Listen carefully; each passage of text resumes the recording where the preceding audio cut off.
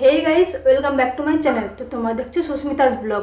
তোমাদের সবাইকে আমার এই নতুন চ্যানেলে ওয়েলকাম জানিয়ে আজকের ভিডিওটা আমি শুরু করলাম। তো আশা করছি তোমরা সবাই খুব ভালো আছো, আর হ্যাঁ, আমিও খুব ভালো আছি।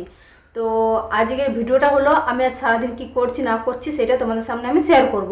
আজ আমি কোথাও যাব না, না কলেজ যাব না, রানিগঞ্জ যাবো, আমি কোথাও যাব না। আজ বাড়ির মধ্যে আমি কী কী করছি সেটাই তোমাদের সাথে আমি শেয়ার করব।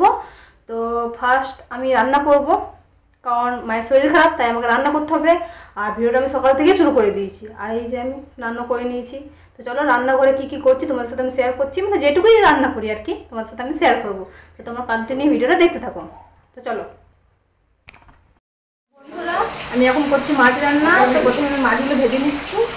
আর প্রচুর বৃষ্টি পড়ছে, বিদ্যুতের চমকাচ্ছে, তোমাদের হয়তো সাউন্ডটা একটু প্রবলেম হতে পারে। তো আমি মাছগুলো ভেজে নিই, তারপর আমি আবার আসছি। তো কন্টিনিউ দেখতে থাকো।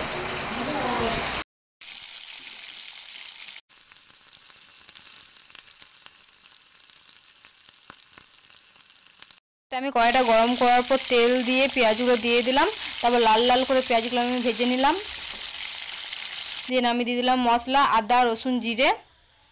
তো তারপর আমি দিলাম হলুদ গুঁড়ো পরিমাণ মতো, আর পরিমাণ মতন দিলাম লবণ। তো এটা ভালোভাবে আমি নেড়েছিলাম যতক্ষণ না মশলার গন্ধ আর কি যাচ্ছে। তারপর আমি দিয়ে দিলাম টমেটো। টমেটো দেওয়ার পর তারপরেও আমি ভালোভাবে মশলাটা নেড়ে নিয়েছিলাম। তারপর পরিমাণ মতো আমি জল দিয়ে দিলাম। তো অলরেডি আমার রান্নাটা হয়ে গেছে, আর কিছুক্ষণ আছে।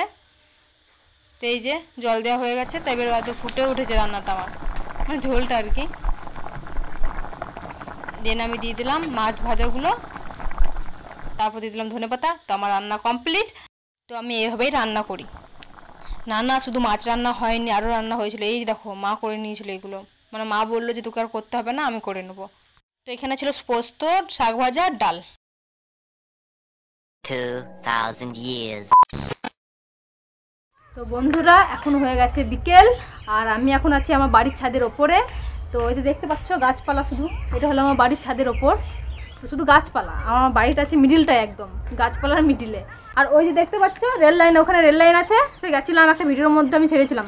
তো আমার বাড়ির সামনে এখান থেকে আগে দেখতে পাওয়া যেত, তো এখন এত গাছপালা হয়ে গেছে যে এখন আর ট্রেন দেখতে পাওয়া যায় না। তবে প্রচুর পরিমাণে ট্রেনের আওয়াজ পাওয়া যায়, যে হ্যাঁ ট্রেন পড়েছে সেটা বোঝা যায়। তো আমি দেখিয়ে দিচ্ছি ঘুরে ফিরে জায়গাটা, ঠিক আছে? তো তোমরা দেখতে পাও।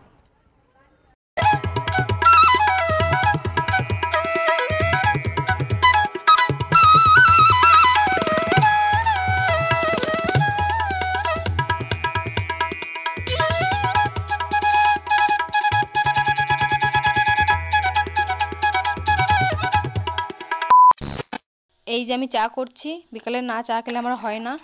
তো চা খেয়ে আবার আসছি। বন্ধুরা, আমি রেডি হয়ে গেছি, আর এখন হয়ে গেছে সন্ধ্যা। তো আমি একটু বাইরে থেকে যাব, তো কোথায় যাব তো তোমরা দেখতেই পারবে।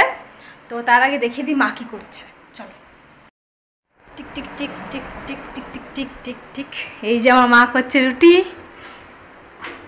আর এই যে তালের মাড়ি, যেটা আমার ফেভারেট, যেটা আজকে হবে না। আর এই যে পায়েস। তো চলো আমি কোথায় যাচ্ছি তোমাদের সাথে শেয়ার করছি, তো তোমরা দেখতে থাকো। এই দেখো আমি আমার বান্ধবী, মানে আমার বেস্টি মিলে আমরা খেতে গেছিলাম। কি করব সন্ধেবেলা, ওই জন্য আমরা খেতে গেছিলাম চিকেন পকোড়া খাইনি আমরা, যদিও আমরা গেছিলাম চিকেন চপ। এই যে আমার বন্ধুরা আছে, এইদিকে আমার একটা মানে বোন আছে, আর এই যে আমরা খেতে এসেছি চিকেন পকোড়া। তো দেখাচ্ছি খাবারটা, এই যে